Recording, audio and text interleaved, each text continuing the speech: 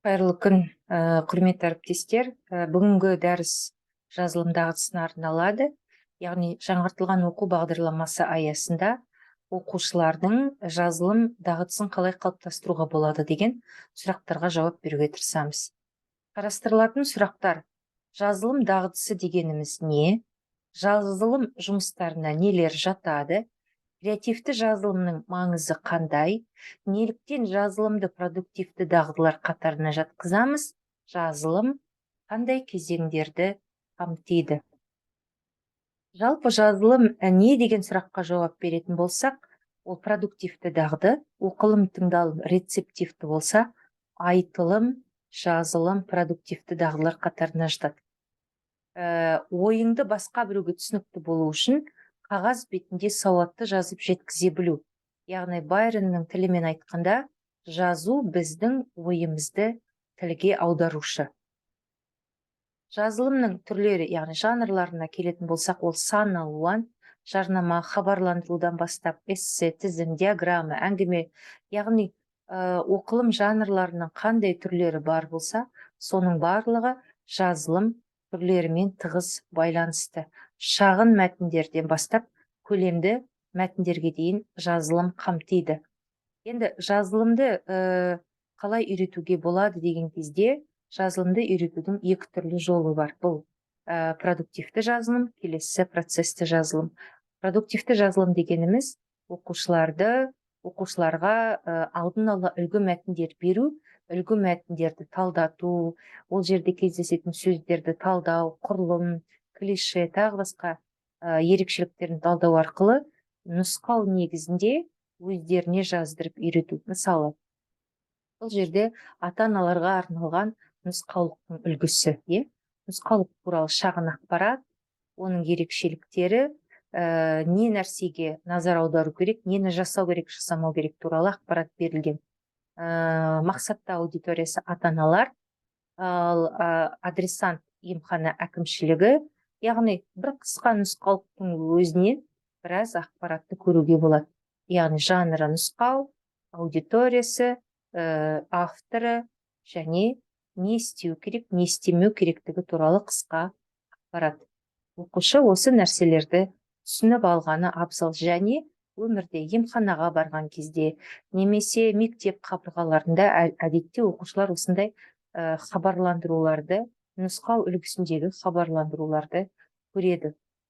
Келесі хабарландырудың үлгісі. Әдетте мектепте немесе өздерінің тұрғын үйлерінде әртүрлі хабарландыру болады. Хабарландыруға қарасаңыздар, мына жерде міне мақсатты аудиториясы, қандай жағдай, қай кезде болады, орны, уақыты барлығы беріледі екен. Осылай оқушыларға белгілі бір жанрдың ерекшелігін талдау, оның құрылымын түсіндіру және осыған ұқсатып белгілі бір шараға байланысты, шара болсын, ақпарат, тақырыпқа байланысты өзінің мәтіндерін жаздырып үйретуге болады. Осы орайда жазылымды үйреткен кезде оқылым мен жазылым арасында тығыз байланысты орнатқан дұрыс. Екеуі бір-бірімен тығыз байланысты. Сондықтан оқылымды бергеннен кейін артынан жазылымды да беруге болады. Келесі әрине диаграмманы сипаттау. Бұл жазылым дағдыларының ішінде жиі кездесетін оқу бағдарламасындағы оқу мақсаты, және бұл функционалды сауаттылық виза тапсырмаларымен де тығыз байланысты. Оқушы тек қана тұтас мәтінді ғана оқымайды.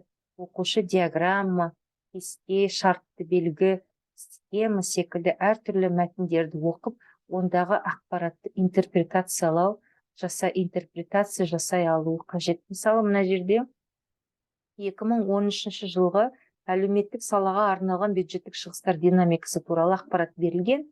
Яғни диаграмма қарап отырсаң, басында міндетті түрде не туралы екен туралы ақпарат беріледі, яғни тақырыбы беріледі, пайыздық көрсеткіштер, әр пайыздық көрсеткіштердің атауы беріледі.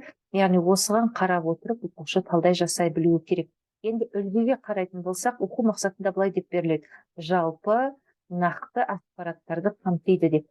Қарап отырсаңыздар, ең басында диаграмма, ең бірінші сөйлемі диаграмма не туралы деген сұраққа жауап беруі керек. Диаграммада әлеуметтік сала бойынша бюджеттік шығыстар динамикасы берілген. Бұл диаграмма кесте болса кесте, схема болса схема деп жазамыз. Одан кейін жалпы ақпарат. Бюджеттік шығыстардың басым бөлігі білім беру саласын қамтиды. Міне 77%. Барлық шығыстардың жаңағы пайызы осы салада. Ал басқа салаларында пайыздық көрсеткіштер, бюджеттік шығындар аз екен. Келесі орында денсаулық, яғни келесі абзац көбіне детальді салыстыру ақпараттарынан тұрады, 54% құрайды. Ең аз шығын мәдениет, спорт, ақпараттық кеңістік салаларына тиесілі.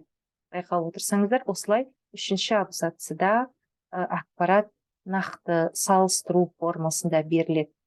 Сосын диаграммада қорытынды жазуға да болады, жазбауға да болады. Қорыта келе халық үшін маңызы зор деп есептейміз деп ақпаратты қорытындылауға болады. Әдетте диаграмма кестені жазуға сөз көлемі 100-120 сөз көлемінде болады. Оқушыларға тақырып бойынша әртүрлі демографиялық көрсеткіштерді көрсететін, сандық көрсеткіштерді, тенденцияларды көрсететін әртүрлі материалдар беруге болады. Немесе оқушылардың өздеріне де осындай сандық мәліметтері бар тұтас мәтінді диаграмма кесте сияқты мәтінге айналдырып үйретуге болады. Әңгіме жазу көп кездесетін оқу мақсаттарының бірі, әсіресе әдебиетте. Енді диаграмм әңгіме жазуға келетін болсақ, әрине ең бастысы оқушы шығарманы оқып, оған визуализация жасағаны дұрыс, суретін салып, кейіпкерлерін көз алдына елестетіп, немесе керісінше оқушыға бірнеше суреттер ұсынып, сол бойынша әңгіме жаздыруға болады. Бастысы оқушы әңгіменің құрылымын сақтай білуі керек. Әңгіменің басталуы, шарықтау шегі және әңгіменің жаңағы шешімі деген секілді композициялық құрылымдарының сақталғаны дұрыс. Диалогтарының дұрыс берілуі. Яғни оқушыға әңгіме жазып үйрету үшін түрлі техникаларды пайдалануға болады. Мультфильм көрсету, кинодан үзінді көрсету, суреттер көрсету, немесе белгілі бір оқиғаға құрылған айталық сюжеттік суреттерді көрсету арқылы оқушыны әңгіме жазып үйретуге болады. Бастысы оқушы 5 сезім мүшесін анық көрсету керек. Мысалы, визуализация, ол нені көріп тұр? Көк түсті аспан, тұнық көк көл, жасыл желектер деген сияқты көру, көз алдына елестету. Сезім мүшелері қуану, ренжу, қайғыру, иіс сезу мүшелері, мысалы құстың жаңағы жағымсыз иісі сезілді деген секілді, шылдыр, дыбыс, яғни осындай ақпараттарды әңгімеде жеткізуді үйренгені абзал. Жазылым жұмысының кезеңдері қалай жүзеге асады? Оқылым, тыңдалым секілді жазылымның да 3 кезеңі бар. Ол жазылымға дайындау, жазылым тапсырмасы және жазылымнан кейінгі тапсырма. Жазылымға дайындау қалай жүргізіледі? Алдымен үлгі мәтін ұсыну. Бұл жерде оқылыммен байланыс орнатқан дұрыс деп айтып өттім. Болмаса арнайы мәтін алуға болады. Ол мәтінді талдаған дұрыс. Қай тұрғыдан? Құрылымы, рәсімделуі, ол қалай рәсімделеді, хат қалай рәсімделеді, хабарландыру қалай рәсімделеді, әңгіме қалай жазылады, болмаса нұсқаулық қалай жазылады, осының барлығын талдау. Тапсырма бойынша ой бөлісу және жоспар құру. Жоспар құру, эссе, мақала секілді көлемді жанрларға келген кезде оқушылардың өз ойын жинақтау үшін жоспар құрғаны абзал. Неге? Жоспар құрмаса бала ойынан шығып кетеді. Жазатын ойының логикасы болмайды. Сондықтан бір сөзбен болса да, сөйлеммен болса да, әртүрлі жоспарды құра бөлуі маңызды. Одан кейін жазылым тапсырмасының өзі, яғни ол неден тұрады? Критерий ұсыну. Критерий нақты болғаны дұрыс. Мысалы, қандай жанрда жазады, қанша сөз көлемі болу керек, қандай сұрақтарға жауап беру керек, тағы да басқа секілді, яғни нақты критерий болу керек. Оқушы жазылым тапсырмасын негізінде алғашқы нұсқасын жазып, шимай нұсқа дейміз, алғашқы нұсқасын жазып, оны топтық жұмыста, жұптық жұмыста талдап, өзара салыстырып, талдап, оны критерийге сай жақсартудың жолдарын талқылағаннан кейін оған өңдеуге немесе редакциялауға уақыт берілуі керек. Мұғалімге соңғы таза нұсқасын беруге болады. Бұл неге керек? Жалпы жазылымға кейде бір сабақ жеткіліксіз болуы мүмкін. Бір-екі сабаққа дейін арнап оқушыларды толық қалыптастырған дұрыс. Мысалы, оқу бағдарламасында бір тарауға бір жазылым берілген, екі жазылым. Неге көп берілмеген? Сапасыз көп жазылым тапсырмаларын орындағаннан көрі сапалы бір жұмысты бірнеше рет жазып, қайта-қайта өңдеп, оны жақсы дәрежеге жеткізгені өте маңызды. Яғни, эссе жазған кезде бірнеше рет әбден толыққанды дұрысталғанша жаздырғаны маңызды. Сонда оқушы өзінің прогресін де көреді, әрі қажетті деңгейде жазу дағдысын игереді. Жазылымнан кейінгі тапсырма жұмыстармен таныстыру. Әдетте тек қана мұғалімге беру ғана жеткіліксіз. Сыныпта көрме ұйымдастыруға болады оқушыларының эссе жазылымдары бойынша. Немесе топта жұпта оқып бір-бірімен салыстырса да болады. Яғни жазылым жұмысын, жақсы жасалған жұмысты ұсынуға болады. Себебі балалар, оқушылар бір-бірінің жұмысын талдау, көру, танысу арқылы дағдыларын қалыптастырады. Жазылым тапсырмасы бойынша ой бөлісу, балалар неге қиналды, не қиын болды, қай жеріне қиналды. Бұл бір жағынан мұғалімге ақпарат береді. Кері байланыс осындай кезде, рефлексия жасау осындай кезде өте маңызды. Сабақ ұнады ма, ұнамады ма деп емес, қай жерінен қиналдың, нені жақсартқан келеді, не себепті олай ойлайсың деген сұрақтар, жанама сұрақтар арқылы оқушының қиындықтарын көруге болады, және келесі сабақты қалай жоспарлауға болатыны жөнінде белгілі бір қорытынды жасауға болады. Ескерту дейді, оқушының жазылым жұмысын мұғалім бірден түзетіп берсе, оқушы қатені алдағы уақытта қайталайды. Бұл қандай қателіктер? Біз көбіне оқушының бүкіл әріптік қателерін, орфографиялық, пунктуациялық қателерін жетеміз де қызыл өзіне қайтарып береміз. Жалпы қазір оқушы жұмыстарын қызыл ручкамен тексеру деген бұрынғыдай жоқ. Жасыл қаламмен тексереді, болмаса карандашпен тексереді. Яғни ол бір жағынан оқушының мотивациясын жоймау үшін өте қажет. Екіншіден, қатемен жұмыс кезінде баланың өзіне қатені таптырған жақсы. Яғни сіз астын сызып кетесіз қате сөздің, бұл жерде не қате болып тұр.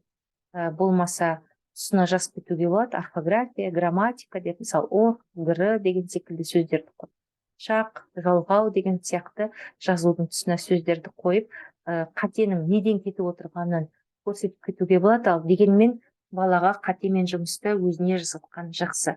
Бұл неге керек және бұны қай кезде жасауға болады? Жазылым жұмысынан кейін, сіз бір қарап шыққаннан кейін, ол қатені бастан аяққа тексеріп қызылмен түзету емес, негізгі қате жасалған жерлеріне сызып, яғни ерекшелік салып көрсетіп, балаға жазбаша кері байланыс берілгені жақсы. Әдетте кері байланыстың саны көп болмаған дұрыс. 2-3 кері байланыс жеткілікті. Алғашқысы жақсы болу керек. Сэндвич әдісі бойынша, жақсы кері байланыс.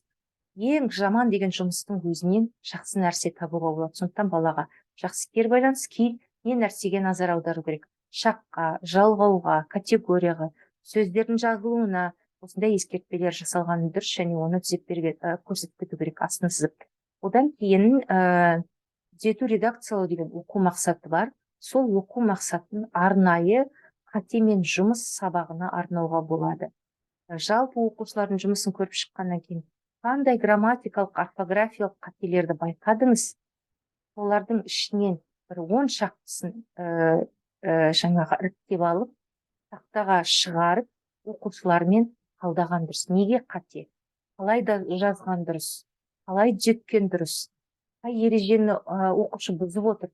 Осылай айтып жұмыс жасаған кезде оқушының жазылым дағдысы дұрыстала бастайды. Әйтпесе біз көп жағдайда осыған дейін көрген практикада қызылмен түзеп өзіне қайтарамыз. Бала кейін сол қатені қайтадан қайталайды. Неге десем, онда есте сақтау жаңағы жаттығулары болған жоқ. Ал егер талқылап, соған байланысты қосымша жаттығулар да беруіңізге болады. Мысалы, әртүрлі грамматикалық жаттығулар бар, қолжетімді. Соларды беріп, оқушылардың жұмысын жақсартуға болады. Енді соңғы ой, жазу ымырашының балшығы секілді пайдаға асқанша бірнеше түзетуден өтеді. Яғни бала бірден жазып, бірден керемет ой түзеп кетеді дегенге білмейді, үлкен кісілердің өзі де жазылымдағысына қиналады. Сондықтан бір жұмысты бірнеше рет жаздыру, қатемен жұмыс жүргізу, бағыт бағдар беру жазылым үшін өте маңызды. Себебі дағдылардың ішіндегі ең күрделісі осы жазылым дағдысы. Жазылым жұмысы барысында қолданылатын білім қоры назар аударуымыз керек. Тақырыпқа сай лексика. Бала тақырып бойынша сөздерді қолдана білді ме? Белгілі бір тақырып өткеннен кейін соған байланысты. Қазақ тобының өзі үшін де маңызды. Ойды жеткізуге қатысатын грамматика құрылымдарының бірліктері дұрыс пайдаланды ма? Көркемдегіш немесе прагматикалық мәнге ие сөздерді қолданды ма? Пунктуацияны дұрыс пайдалана біле ме? Стиль мен жанрға байланысты ережелерді сақтады ма? Шаблондық құрылымдар, клишелерді пайдалана білді ме? Осының барлығы жазылымға қажетті білім қоры. Назар қойып тыңдағандарыңызға көп-көп рахмет. Келесі дәріске дейін кездескенше